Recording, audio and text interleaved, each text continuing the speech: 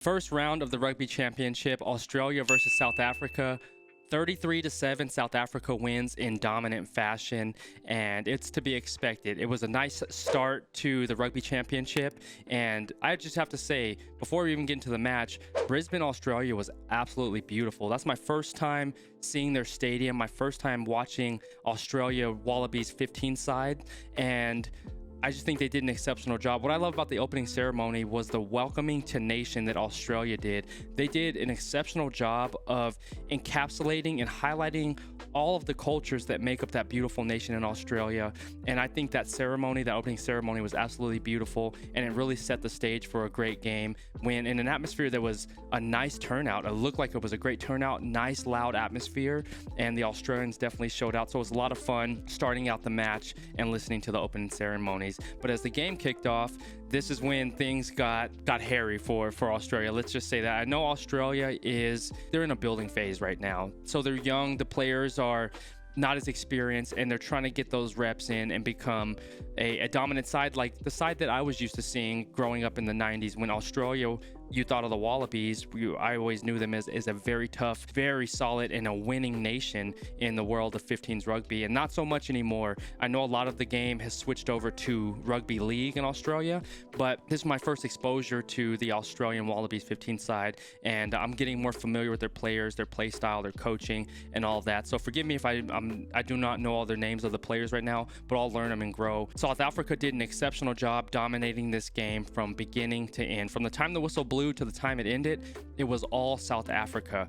I have to say that the Wallabies did do a great job of displaying and showing their defense. There were times, like 19 minutes into the match, when South Africa had a massive line break, got it all the way to the 5-meter entry line. South Africa was threatening, about to score, but Australia did an amazing job of digging in their heels, creating a turnover, and stopping South Africa from scoring. And I think that is a very good highlight for them, because as a young, inexperienced team against a dominant force like South Africa, that's a very well experienced side, and honestly, Australia was overmatched from a size perspective.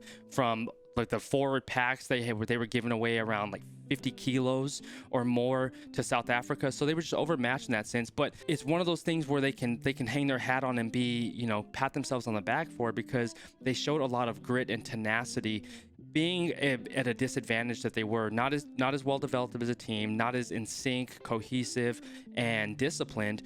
They showed a lot of fight and grit, and that speaks to that culture, and it speaks to the men on that team. They were able to still put up a fight, and the scoreline is it was a blowout, right? But Australia they showed signs of life, and that's good as a team that's continuing to grow and develop. They can add those building blocks into this Rugby World Cup cycle, and by the time we get into the 2027 World Cup, we might see a well-developed side on Australia, because cutting your teeth against a very dominant and strong team like South Africa, you only learn and gain experience from playing the best teams in the entire world. And Australia is doing that in this Rugby Championship. So I'm excited to see how they're going to grow throughout this championship and continue to evolve and develop as players and get in that field experience against very tough nations like New Zealand, South Africa, and Argentina is a freaking tough nation too. Those guys are gritty, and fast. But getting into this game, South Africa did an exceptional job of incredible speed to ball, great defense. Their creativity is what really just set it apart to me. The play that I'm thinking of is that first line out that they did within that 5-meter entry line. South Africa did a line out, threw it to the first man. He catches it. They lift Eben up. He throws it back inside to Eben. Eben catches it, passes it down inside, and then Sia Khaleesi scores on the left wing. The most beautiful, creative, and just jaw-dropping play that I have seen from a line-out. I know I talked in the MLR like how the New England Free Jacks were creative in shifting their players and moving them around and not throwing the ball to the first man. I have never seen a line-out like that in my life, like a double line-out. And it's one of those things where just when you think you identify and pinpoint and like sort of paint like Rusty in a corner as far as strategy, they pull something out of their hat like that. And it just blew my mind to see that amount of creativity in the highest level match. It's just so beautiful to watch. And it's just like those wrinkles that unfold, it's like, what are they going to come up next within South Africa? Not only do they have the talent pool, the depth at every position, they have the creativity, the genius, the mastermind to pull off plays like that I have never seen in my life. And if you've seen that before, Qrew, let me know. It's something I've never seen and been exposed to. And when I saw it, I was like, what in the world? Like, is that legal? Is it possible? So that was very cool to see. But I think starting out the match, it was a good chess match as far as starting out a little bit. The box kicking on both sides was good. The field kicking to gain advantage was great.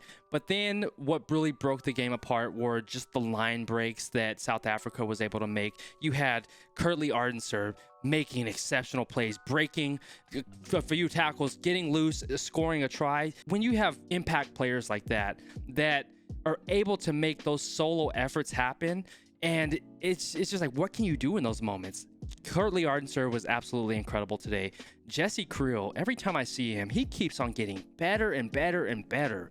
What an absolute leader. That man is a machine, and freaking legs like tree trunks. That guy is a specimen. But his IQ on the field, the way he's able to spot players, navigate his space, positional awareness, opening gaps, creating gaps, passing the ball off. Jesse Qrew is exceptional. Sia did a great job today. Sasha, he did an exceptional job today. I know he's a debutant, but I know he's had starts before, but this is his first one in a while. And let me know, Qrew, correct me if I'm wrong on any of this, as always. But Sasha did a great job today as well. I know he had, at that 6-minute part of the game, he completely shanked that first kick. But what I liked about his composure on that one is that he laughed it off and brushed it off, and he didn't look like he let it affect him too much. And I really like that from young players. He was able to, laugh at himself in that moment and regain. And that's a good sign, right? Because I can imagine the nerves that's going through him. Starting the match and having that first kick being on your shoulders, I can imagine the weight that he felt. And that first kick looked like it displayed it to me, because usually he is super spot on with kicking. It's just like almost automatic. But that one, I'm not sure what happened, but I like that he was able to brush it off and get into the flow of his game. And overall, I just feel like South Africa, they just had incredible line speed. They had a good rhythm of their defense, and they were able to execute the South African game plan and just dominate the entire match. Australia did a great job starting out, but they just got worn down. They're not as big a side, like we were talking about. The forwards, they're outweighed. The speed difference and the ability to put sets together, Australia is not as fluid in those respects right now, from what I'm seeing. And South Africa was able to execute their game plan, try different things out, and I think that's the biggest thing. South Africa, to me, they looked loose, and what I mean by that, they looked like they were able to have fun, be more creative, and try things out, just like those lineouts they were doing.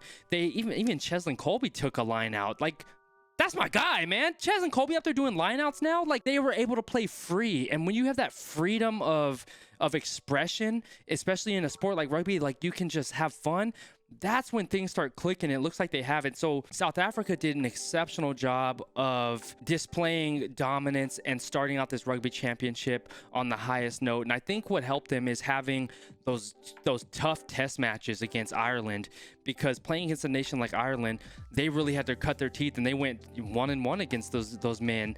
And now going against a team that's not as strong as like in Ireland, I see this is the best match that South Africa put together this entire summer, in my belief. They looked very fluid, they looked fast, they looked cohesive, and they looked very, very creative. And the amount of depth that they had from top to bottom, I know Snyman was out, but Peter Steptoe came in and stepped in, and he did an exceptional job. And so they just have so much depth, and the players' experiences is there tenfold. So it's a hard nation to stop, but they really looked to me like they played the best rugby of this summer going into the autumn season. And we'll jump into the stats here right now, but overall it was a good game, and not competitive by any means.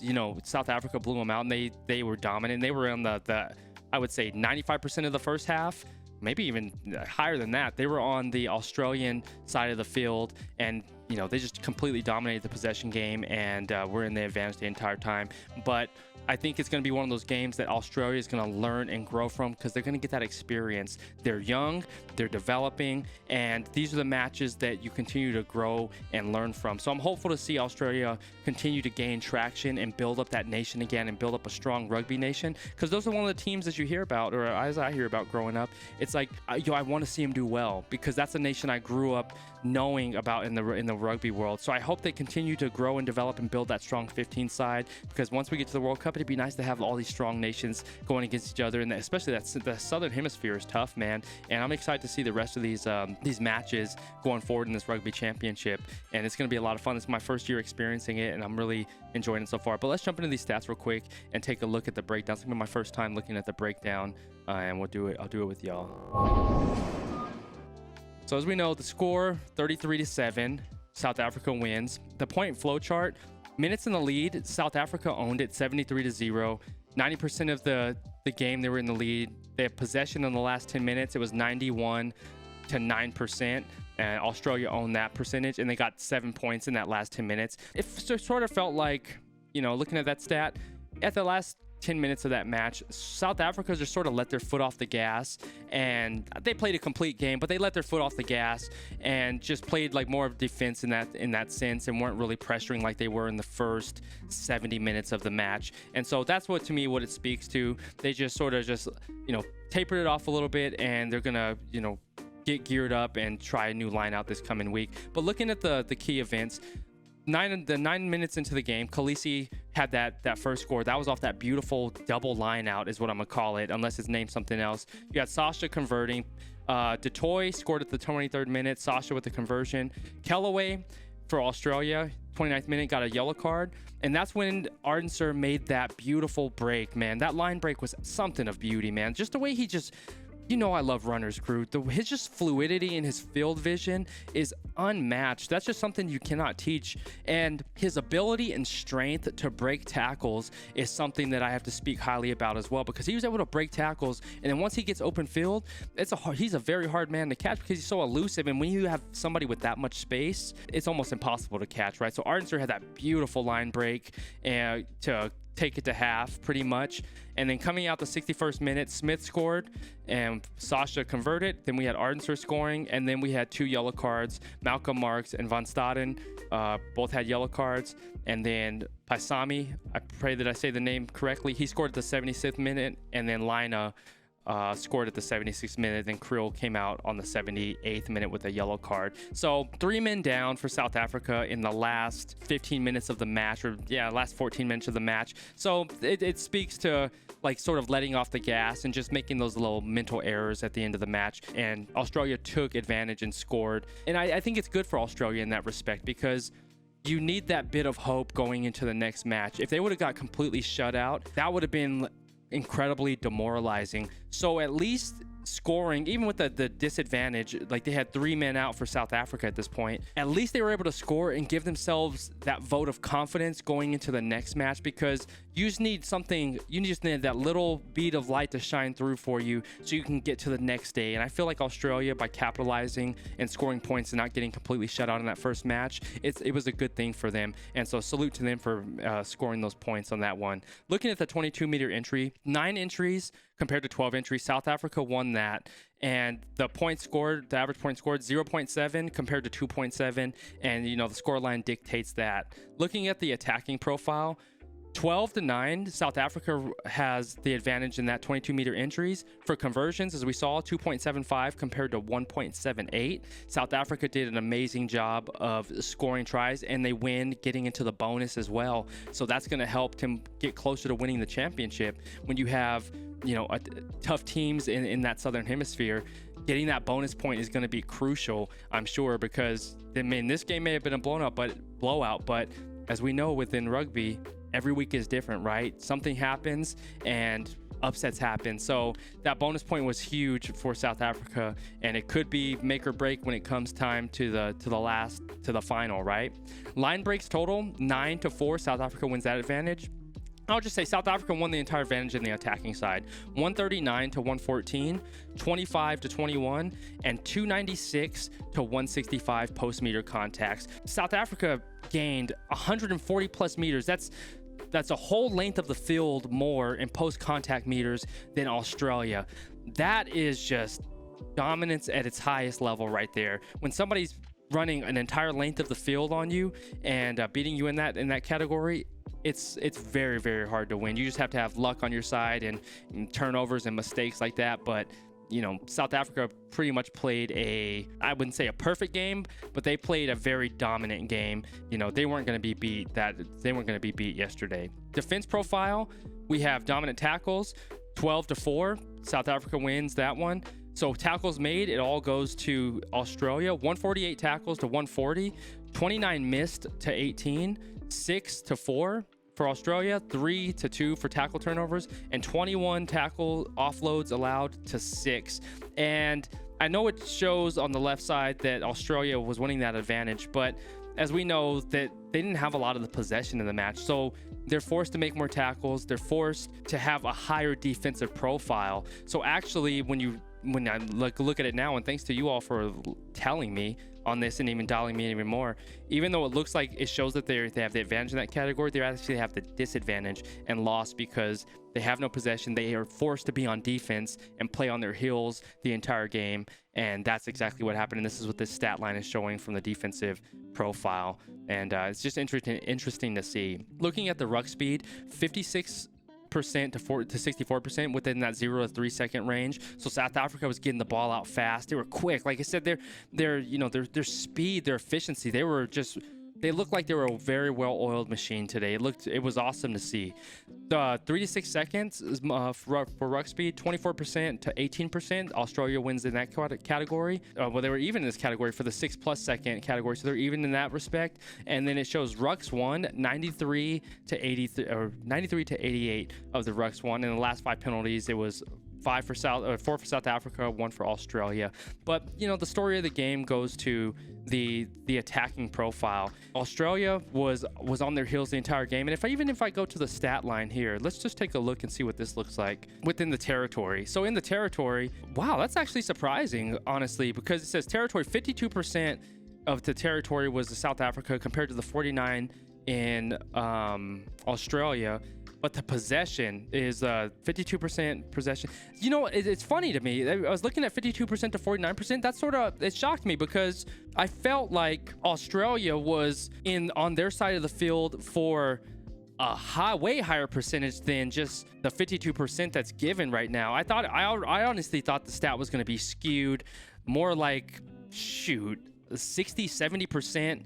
They're like 70 to 30% South Africa, just the way I was viewing the game. So that one caught me off guard a little bit. I do have to say that's interesting, but that's why I like looking at the stats, because the eye test can fail you, and it failed me in this point because I was really thinking the advantage would be way higher as far as territory, not so close. I thought it was going to be very, very skewed. So that's very interesting to see. But overall, South Africa did an exceptional job. They had a very dominant game, and they had an exceptional start, like one of the best starts they could have asked for, starting this rugby championship. And you know, it's going to give them something to build upon because they were looking so cohesive and fluid.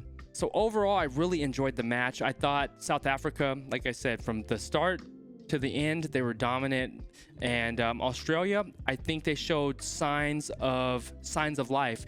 They have something to build on, like scoring that try and taking advantage of those opportunities. They were able to go and like leave the match with their head held high and something to build on, because I mean, I can just tell you from experience, I've been in games where we just completely get blown out and shut out, and it's the most demoralizing feeling in the entire world, where you're looking in the locker room and people just look disengaged. They look broken, right? And there's nothing worse than being on a team that is broken, because it takes seasons and years to fix. So I'm not sure if Australia's at that point. That's why I'm doing more research on them and their players and their nations and coaches and things like that. But they did show signs of life. They're building right now, and these are the building blocks that make you a stronger team, a successful nation, on playing tough, experienced teams. Back-to-back World Cup champions like South Africa, they can build on this and learn and gain that experience. So it's going to be fun to see how Australia develops as a nation, as a team, and how they're able to put the pieces together and come out this following week and develop a better strategy going against this next match. But I do have it being another blowout next week, and I just think South Africa's too dominant. They're too creative, and they just have too many weapons at this point to let off the gas. The only people that can hurt South Africa at this point in this upcoming week is South Africa, and I just think Rusty is going to put together a game plan and throw some new pieces into the puzzle, new players into the mix, and just try to switch things up a little bit. Just like I'm talking about with that Cheslin Colby lineup. Like, there's so many layers of genius that happen that I've been able to see him put together, and it's so cool to watch when a team has it together like that. And just like I say, it's just from my crossover experience with football, it's like a team like like a Bill Belichick with the New England Patriots. It's a plug and play system. This player comes out, whatever, put the next man in, and they execute the game plan. Somebody gets injured here, put the next man in, he executes the game plan. When you have a strategy and a structure where it's that plug and play system where it's next man up and they can all fulfill the requirements that need to be done, that's when you know you have a solid game plan, strategy, and structure. And I think South Africa is doing an exceptional job with that and trying new things. And it's just that creativity piece is just magical, man. So that's all, that's the thing that just really is just awe-inspiring to me. And it just adds so many wrinkles to the game. I just think it's beautiful to watch, and it continues to keep other nations on their toes. And just us as fans, we get to see the genius and the beauty that rugby has, because when you think you've seen it all, double lineouts happen. And it may happen in the past, and I've never seen it, so let me know if you've seen it before. But when I saw that, I was just like, my lord, like, what else do they have in the treasure chest that we have not seen yet? Or what's in the mastermind? What are we going to see 4 years from now when the World Cup takes place? Who knows how it's going to evolve, but I'm excited to see it, and I'm grateful to be a part of this, and I'm grateful to have you a part of this, Qrew. I hope you enjoyed this video. Let me know your thoughts below on the match this weekend between Australia and South Africa, and let me know your predictions for this upcoming week as well. And if you haven't already, be sure to like, subscribe, and comment on this video. And also in our descriptions below, drop into our Discord, my QSN Rugby Pub offline. We talk family, life, rugby, pictures, videos, all that good stuff, just to get to chat and connect and build our friendship offline, Qrew. I love you. I appreciate you. Always stay laser focused on your dreams and your vision. And remember that you're in control. Love you. Catch you on the next one. All right. Peace.